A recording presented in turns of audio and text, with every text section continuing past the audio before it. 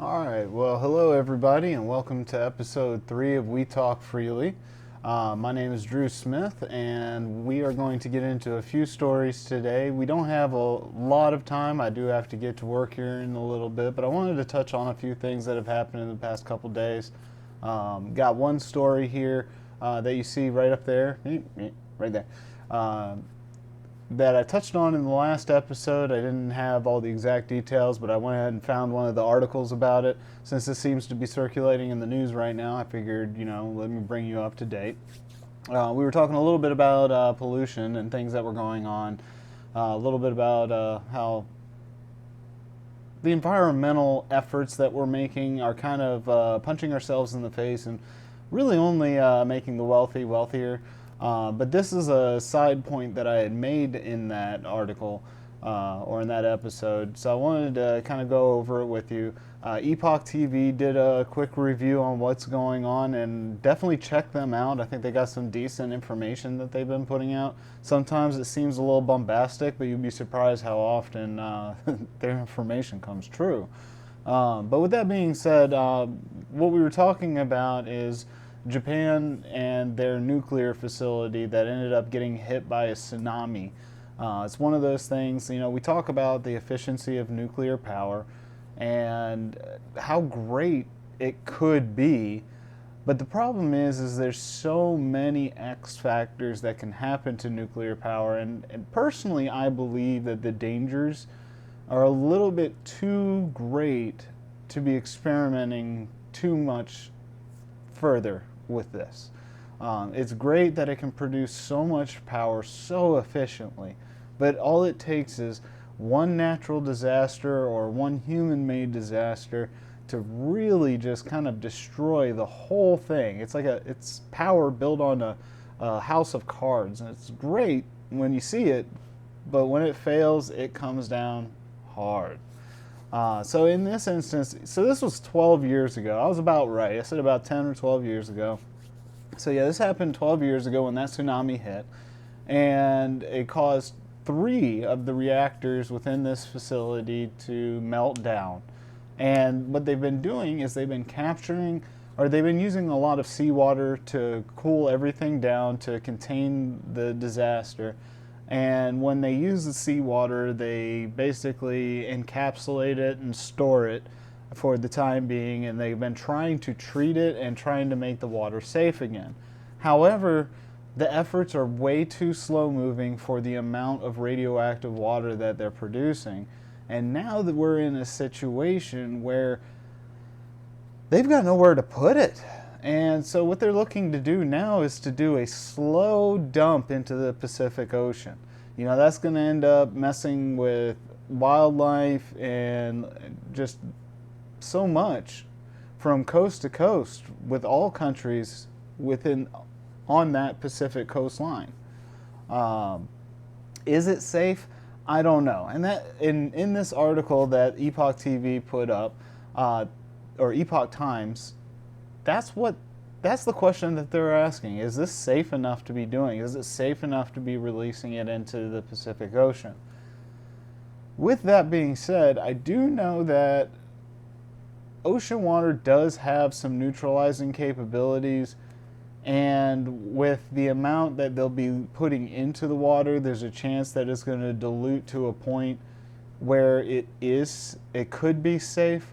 But the problem is, we just don't know. And that becomes kind of a problem. I mean, there already is radiation in our oceans. There's radiation all over our planets. But how much is this going to drive up the radiation levels in our ocean? What is it going to do to the wildlife? Are we going to end up with like Blinky the fish from The Simpsons? Or is this just going to be something that we never notice? I don't know. It seems highly dangerous to me. I'm not some big eco person, but I do care about the planet. And this just on the surface looks like a bad idea.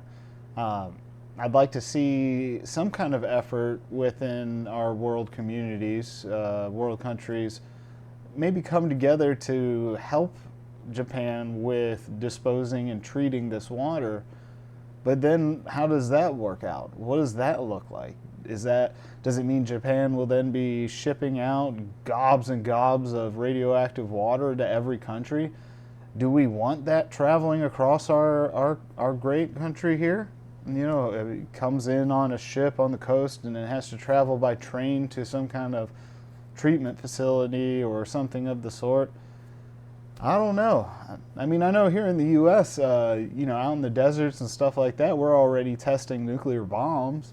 I remember there was a video a long time ago where they were showing the thousands, not hundreds, not tens, but thousands of nuclear bombs that we've tested since the creation of the bomb. I mean, could we take that water and kind of like, in a way, dump it out there where we've already overly radiated areas? I don't know. It seems wild. It seems like a lot more attention needs to be brought to this issue. It seems like something that a lot of our universities could get involved with, and universities, you know, in the European Union and a lot of other areas could definitely get on board.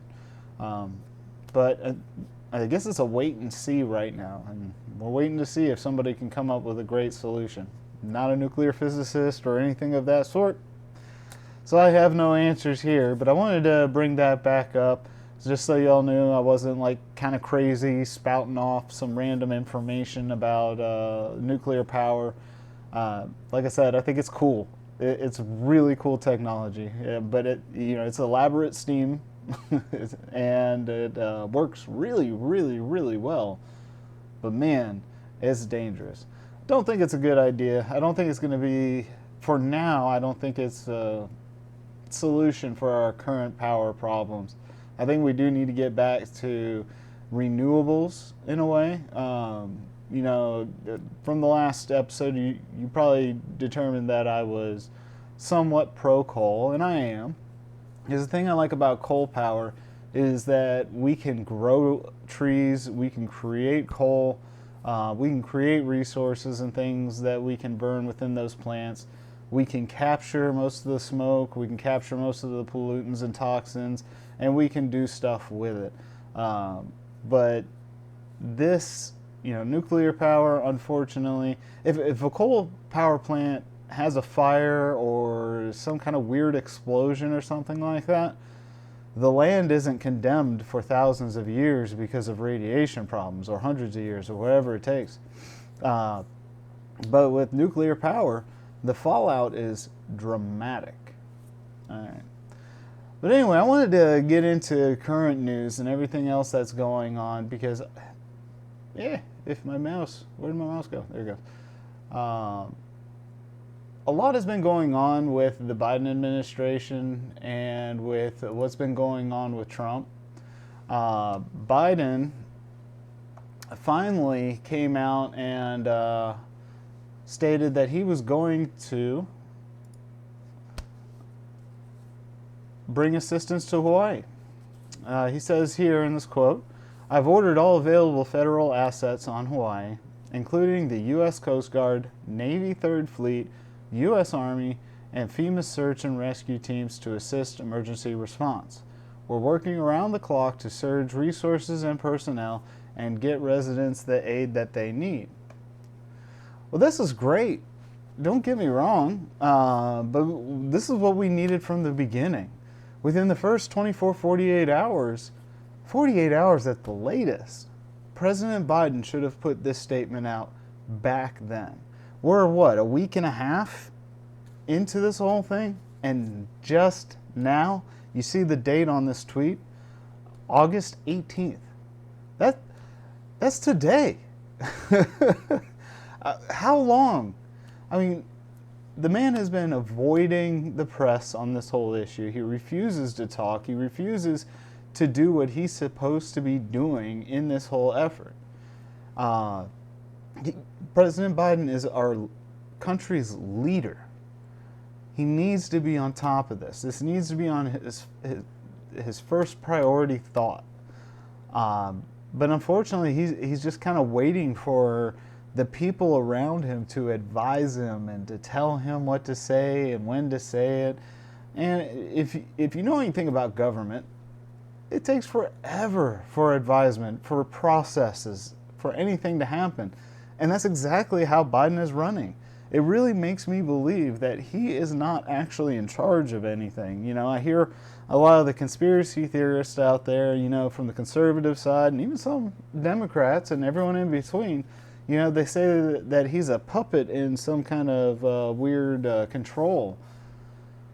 When I see delay of action, when I see him refusing to talk to the press, when I see the bumblingness of this president, it makes it really hard for me to be able to push back on that. It really does. Like, I'm not trying to be the tinfoil hatty, you know, crazy guy. I'm not trying to be like QAnon or anything of that sort. But dang, guys, like, I've never seen a president move this slow in history. I don't think it's ever been a thing like this. You know, maybe it's his age, but if it is his age, then obviously that's a huge reason why he should not be in the position that he's in. We look at Trump, we look at Obama, we look at Bush, we look at Bill Clinton, and every president before him. None of them hid from the press. None of them struggled to talk to people. Most of the time, they spent their whole career in the mainstream. This president, however, has taken now, from what I understand, almost a year of vacation time out of his entire presidency.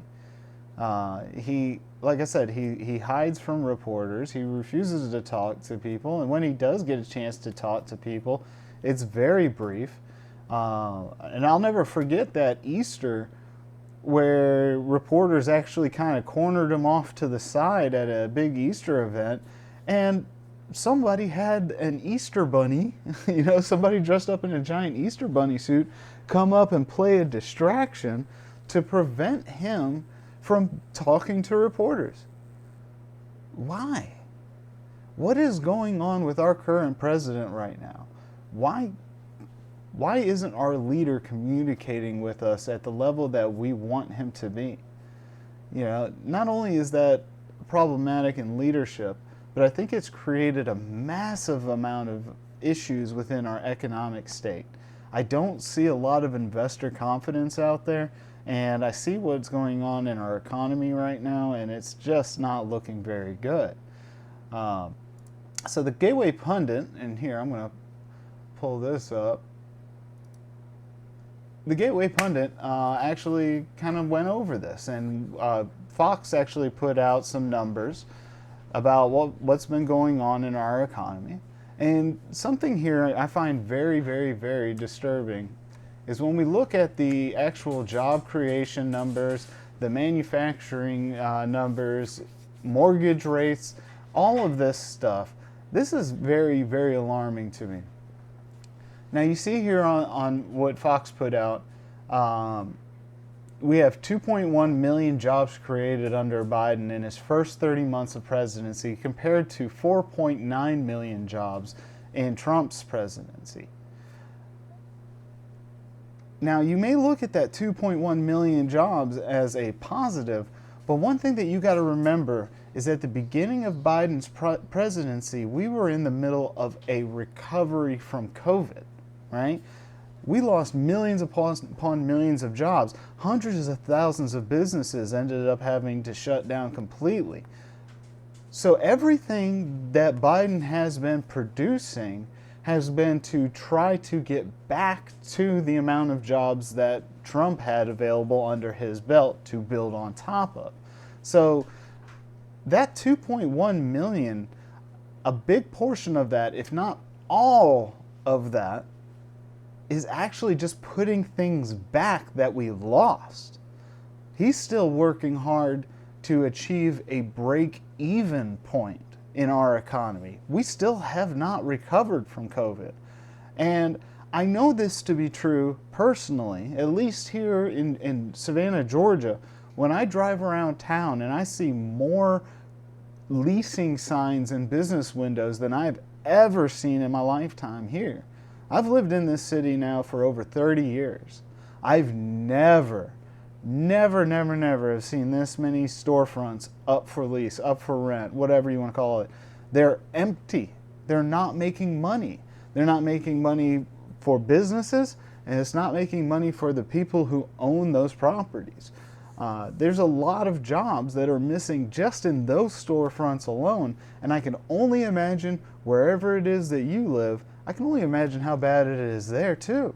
You know, Savannah and the state of Georgia, we're in a decent economy. We're not the greatest right now. I mean, everything that's been happening the past couple of years, I think everyone's kind of feeling the pain of all of it. But from what our governor, Brian Kemp, has been talking about, and a few other of our political leaders, you know, they say that our state is in a surplus. We're not in a recession here in Georgia. So if we're hurting this bad here, how is it in your state where you're from? You know, leave a comment below and let me know about how bad it is. And if you guys are doing better, please show it to me. I want to see some success somewhere in this nation. Heck, I might move there. But yeah, they break it down. The mortgage rates is another thing that's terrifying to me. And to a lot of people that I talk to, when we talk about mortgage rate numbers, it doesn't seem that much because they talk about car loans, and you see car loans, you know, at 17% and 24% and things like that. And so a few people have said to me, oh, you know, like this 7% that you're seeing here in the article, that's not that high. And it's like, have you ever tried to mortgage a home? That's the question you got to really ask.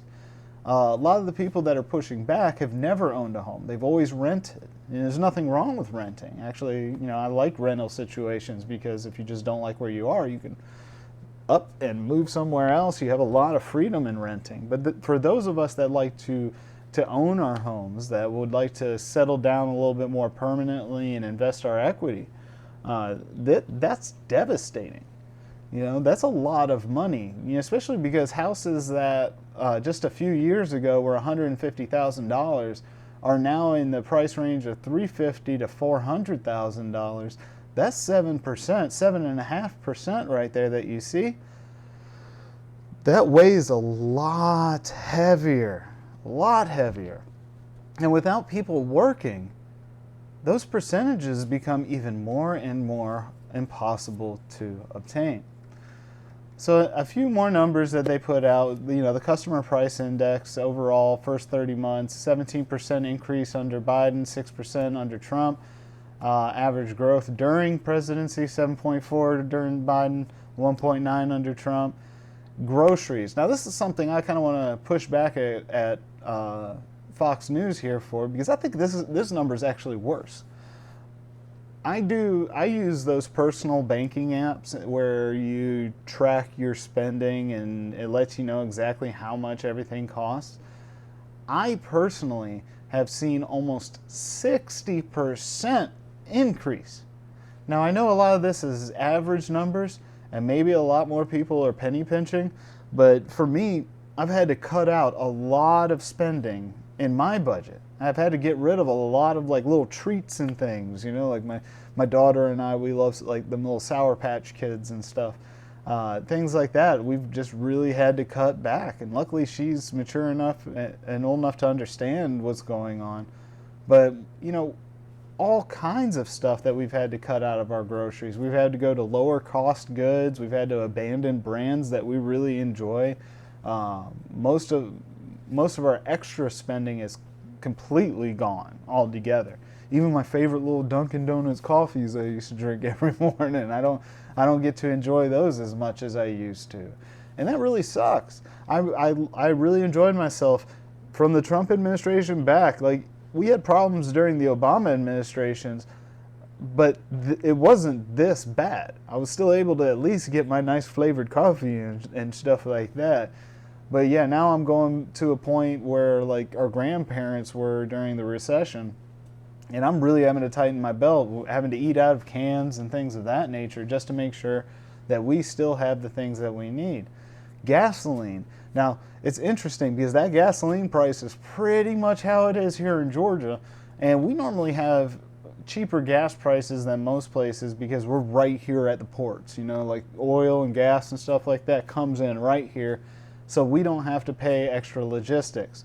But there are states towards the middle of the country, and from what I'm understanding, California does not get a lot of fuel import, so it has to come in from our side of the country here on the East Coast. I can only imagine what's being paid out there. Now you see these prices, $387 under Biden versus $239 under Trump. That's incredible. Just a couple years, these gas prices have gone up. And what was it from? And aside from inflation, we also had the shutdown of the Keystone Pipeline. And that was something that conservatives were saying across the board. If we shut down these pipelines, transportation, logistics, everything about fuel cost is going to increase. And so what does that do to the average person? You know, the mom who's got to take their kids to soccer or dance or whatever it is, she's got to put more gas in her car.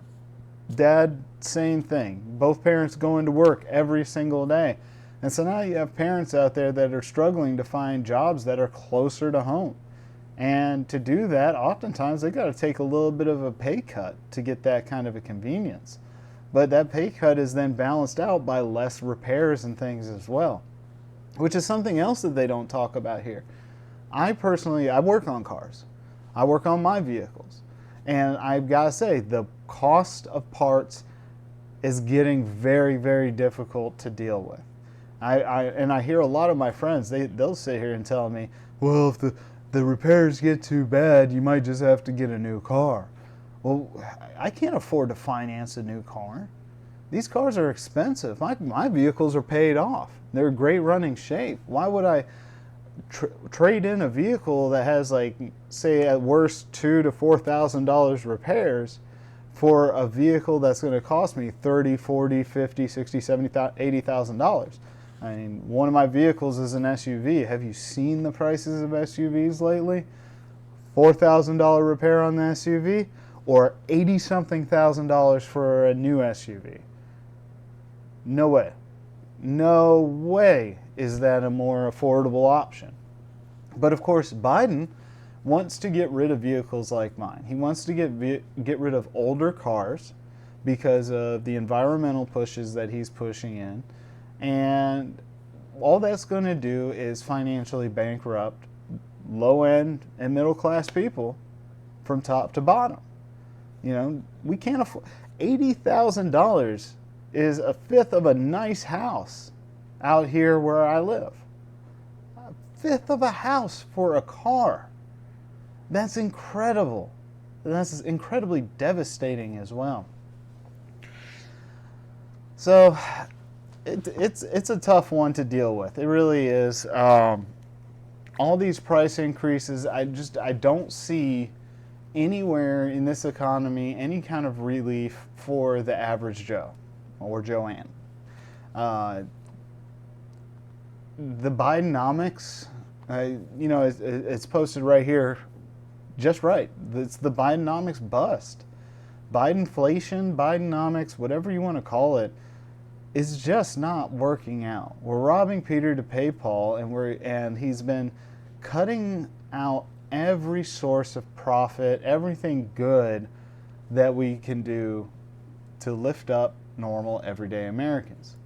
The only people I see doing really well right now is the wealthy class. You know, a friend of mine who actually is part of that wealthy class, I was talking to him about it, and he says that I'm being a little bit harsh, but I said, you know, for some people who have amassed a lot of wealth, their families have amassed a lot of wealth, right now they're still able to ride on those investments. They have savings accounts, they have stock market accounts, and even some cryptos.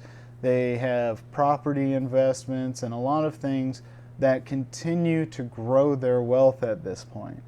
But the average American who's renting a house, that's living from paycheck to paycheck, they don't have that wealth to carry them over. So they're getting taxed out of control.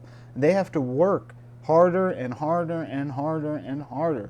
You know, like even me, myself, I've got to work more now. You know, after this video, and I'm doing this here now at dinner time, after this video, I've got to go make some extra income to make sure that I make ends meet. something that I did not have to do under the Trump administration. Under the Trump administration, I could work full-time doing what I needed to do, and full-time was around 40 to 50 hours a week for me, and I was living comfortably. My daughter was living comfortably. My household was solid. Everything was good. Now here we are under the Biden administration, and I've had to reduce costs across the board, reduce a lot of stuff for my daughter, which really kind of hurts the heart here, and just reduce quality of life. And it sucks. And I hope the best for everybody else that's in a worse situation than I'm in. With that being said, I'm not quite done on the whole Biden thing, because I saw a very interesting article about what's going on with Biden. You know, I mentioned he's very old right now, and it sucks. He's on his last legs in life. As old as he is, he's just not been able to really be the president of the United States. You know, when reporters would run up to Trump, Trump would have a blast, and he would sit there and answer questions right on the spot. He would give the attention that was needed to give. Biden, on the other hand, runs away. So here in this article, they kind of talk a little bit more about that, and kind of talk about who's actually leading this country, who's actually doing most of the work. And I've said it before in private conversations, and here a news article kind of parrots what I was talking about. Report, Jill Biden vet staff seeks to protect husband as 2024 looms. What is she protecting him from? Well, typically himself. So let's read over this article real quick. I did duplicate my articles today, so let me catch up. First Lady Jill Biden is playing an outsized role in her husband's administration, mostly to protect him, according to a new report. Sources claimed that Jill Biden is wielding quite a bit of influence over President Joe Biden's decisions, as she participates directly in vetting administration officials, sitting in meetings, protecting her husband from long events, and many other duties that appear to shield her husband from handling too much on his own. Guys, I don't care what political affiliation you're with. This is a problem. You can be a Democrat, Libertarian, Independent, Conservative, Republican. I don't care. I don't care. This should be a bipartisan conversation here where we can all come to the table and agree upon this. If our leader is not able to do the job himself, he needs to retire. He just plain out needs to retire. If Jill wants to be the president of the United States, she needs to run for president.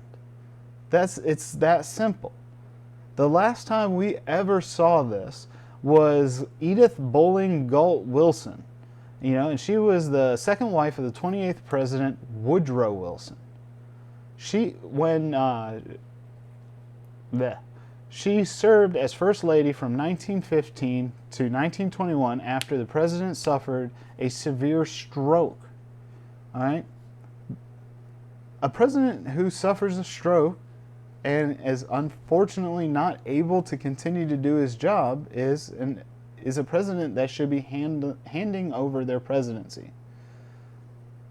I kind of feel like Biden may be in that same position right now.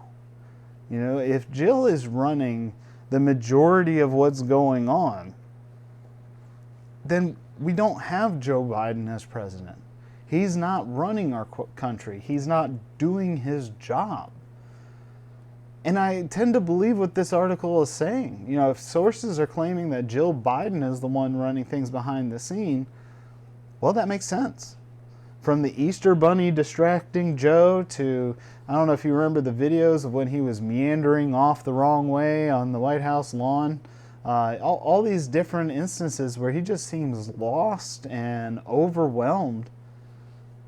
It makes sense if Jill is the one that's making all the judgment calls and being influential to her husband. Sounds like he's just repeating what he's told.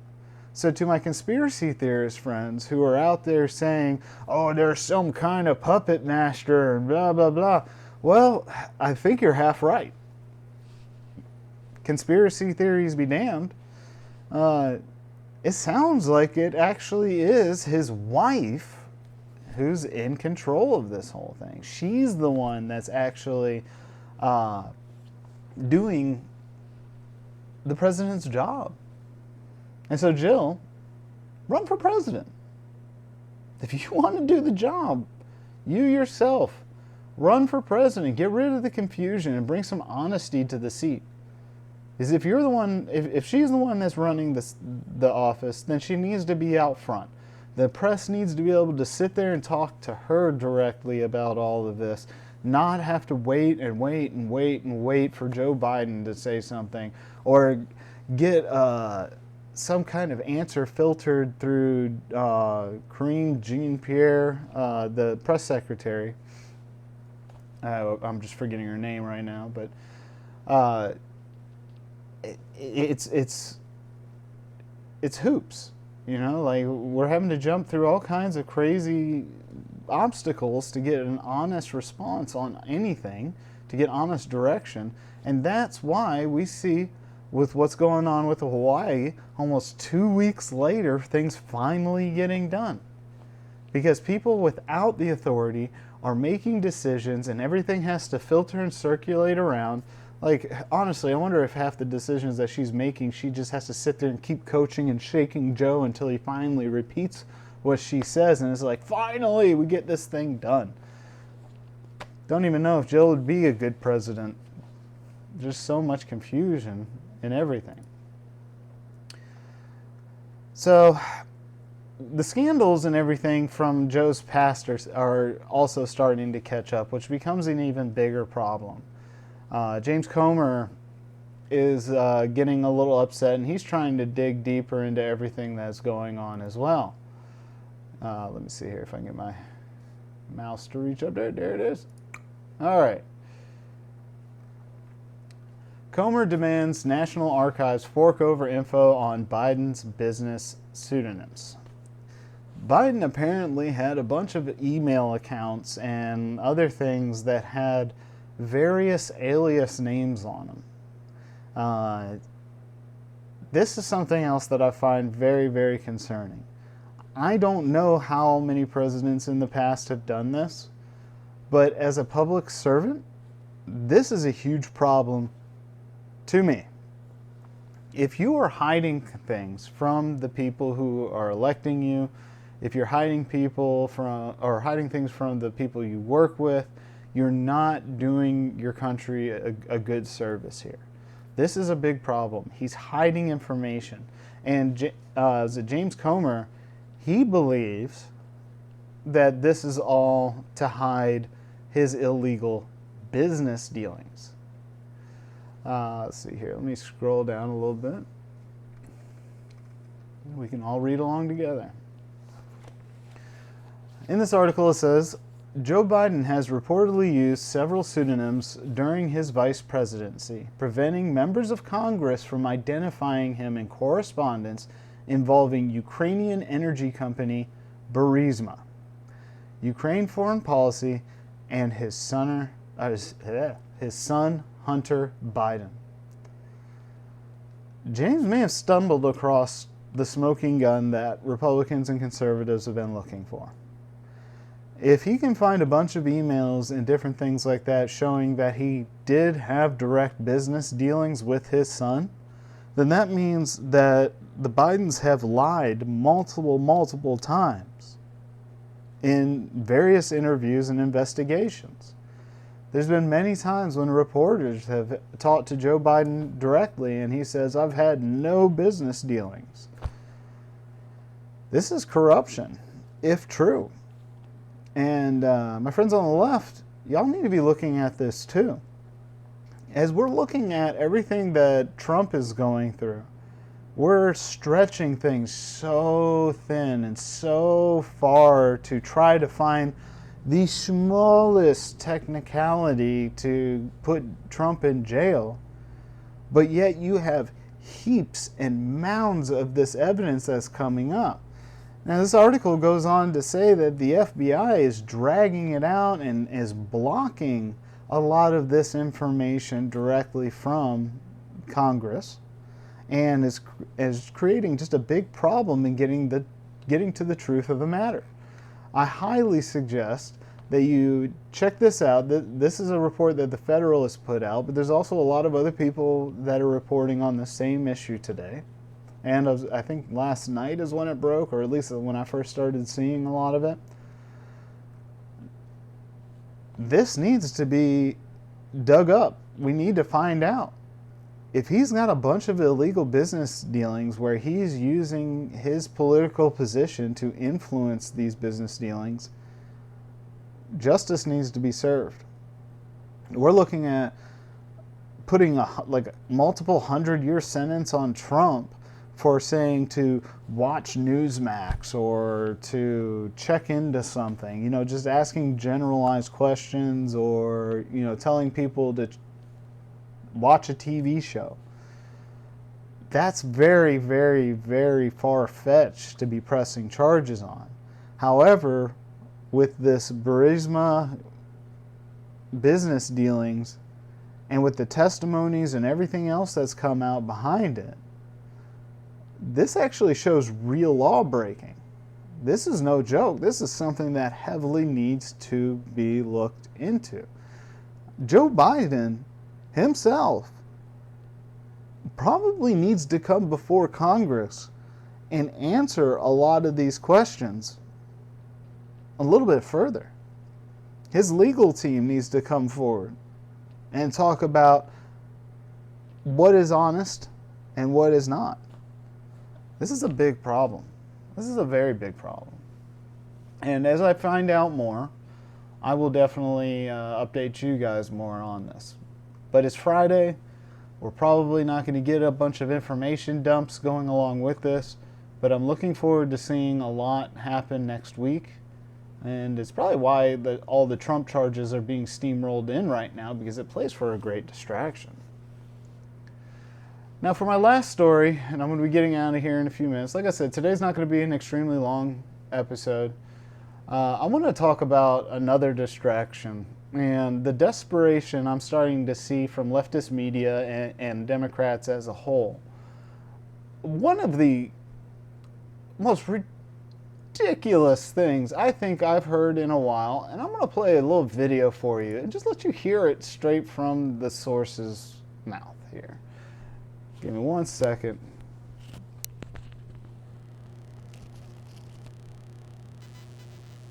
And the racial language. I mean, this woman to call a federal office or call a judge's chambers talking about to a slave using a word that rhymes with the N-word.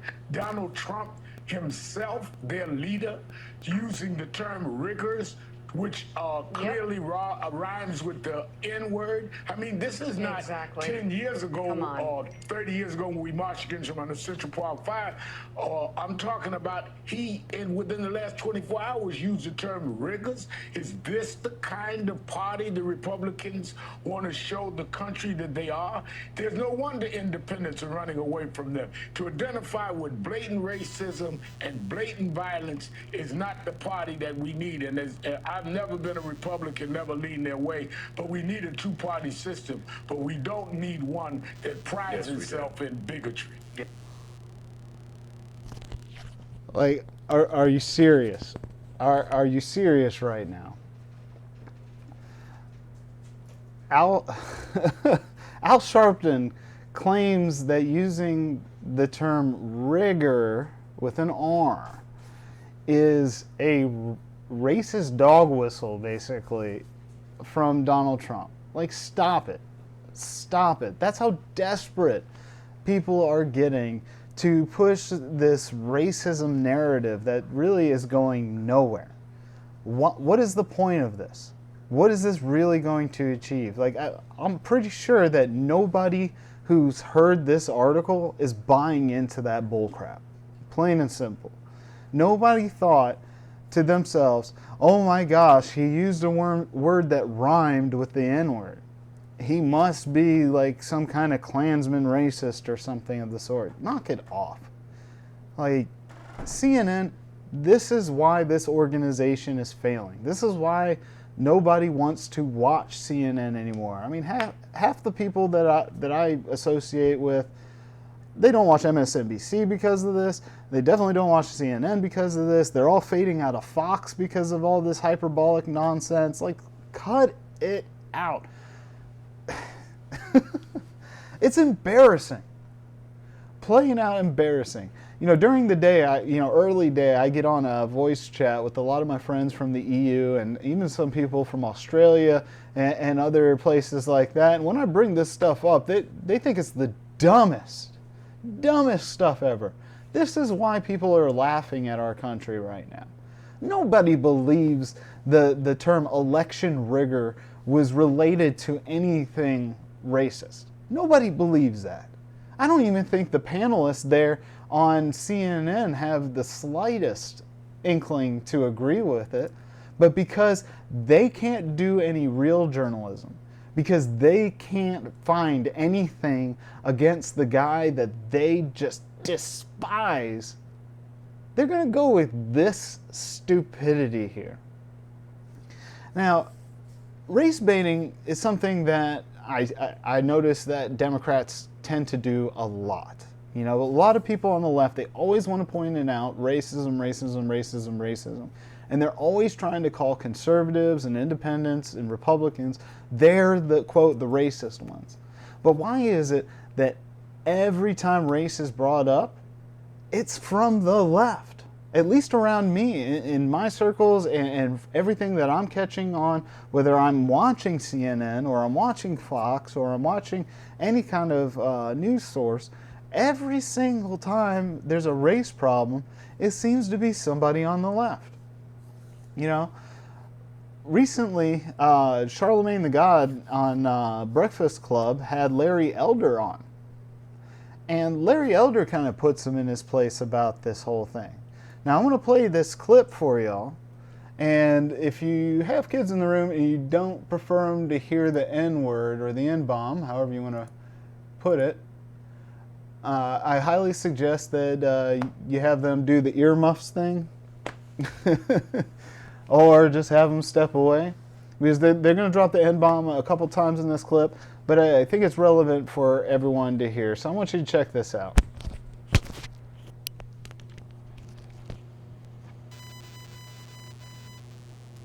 I know you probably got to go. Have you ever heard the term nigga wake up call?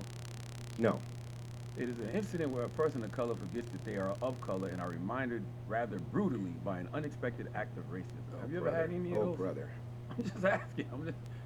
You think you've ever Well, had I'm acutely aware, Charlemagne, that I'm a black person, just as you are a black person. And when Joe Biden insulted you by saying, you ain't really black, we don't know whether or not you want to vote for me or vote for Donald Trump, it seems to me that should have been a wake-up call on your part. How dare this guy come in here and insult you, a black man, and tell you you got to think a certain kind of way? I'm amazed that you weren't mad about that. I'm not gonna say it upset me, just like I'm not letting you upset me. You know what I mean? I don't tend to get upset over things like Well, that. But what I did say well, you just not talk about a it. nigger wake-up call, and it seemed to me that should have been a wake-up call on your part to have a white guy come in here who also said, by the way, about Mitt Romney, because he didn't want to put more regulations on Wall Street, going to put y'all back in chains. And Joe Biden has lied for decades about his civil rights record, claiming that he desegregated movie theaters and restaurants in Wilmington, Delaware, when he didn't do any of that. He lied and said that he tried to visit Nelson Mandela during apartheid South Africa. He did not. And he came in here and told you aren't even black unless you think a certain kind of way. It seemed to me that should have been a nigga wake-up call for you, but it wasn't, apparently. Yeah, I mean, no, for the record, I'm not a Democrat article. I didn't say you were. Yeah, I think both. I don't know what you are. I never Yeah. even asked you about your party affiliation. Yeah, I'm just saying, but you are black. Absolutely. And to have a white guy come in here and tell you have to say think a certain kind of way, otherwise you, quote, ain't black? Wow. How should I have replied to him, you think? What I just now said, how dare you insult me and tell me I think as a human being, let alone as a black person? I don't tell you how to think, Joe Biden. How dare you come in here and tell me how I should think? I'm going to vote for Donald Trump if I want to vote for Donald Trump. And if I want to vote for Donald Trump, it does not make me not black. 20% of black people, black men, as I said, voted for Donald Trump in 2020. Are they not black now? So only 80% of black men walking around are really black, 20% are not because they voted for Donald Trump. How insulting is that? How condescending is that?